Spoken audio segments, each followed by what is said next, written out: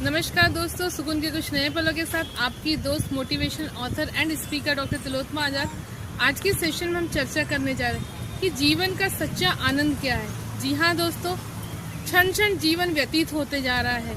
हर एक क्षण में खुशियाँ हैं और हर एक क्षण खुशियों का उपयोग कर लेना चाहिए, क्योंकि जब जीवन बीतते चला जाता है तो एक क्षण वह आता है कि हम चाहकर भी उन खुशियों को अपने जीवन में नहीं भोग पाते हैं। इसलिए समय रहते हर पल हर क्षण का उपयोग करना चाहिए और जीवन के प्रत्येक पल में आनंदित रहना चाहिए। चलिए छोटी सी कहानी के माध्यम से इसे मैं समझाती हूँ। सिकंदर, जिसने सारा विश्व जीत लिया और अपनी शक्ति के बल पर वह अपना साम्राज्य इतना विस्तार कर चुका था कि अब उसे लगता था कि मुझे अमर हो जाना चाहिए। क्यों? क्योंकि इतने सारा धन वैभव को भोगने के लिए, इतनी सारी संपत्ति को, वैभव को, यश को लंबे समय तक भोगने के लिए उसे जीवित रहना बहुत आवश्यकता था।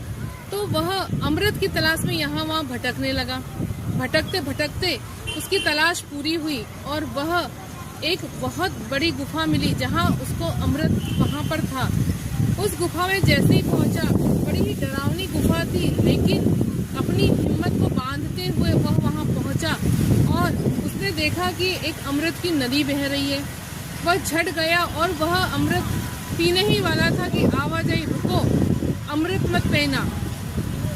सिकंदर ने कहा, कौन होते हो तुम मुझे रोकने वाले इस अमृत को पीने से?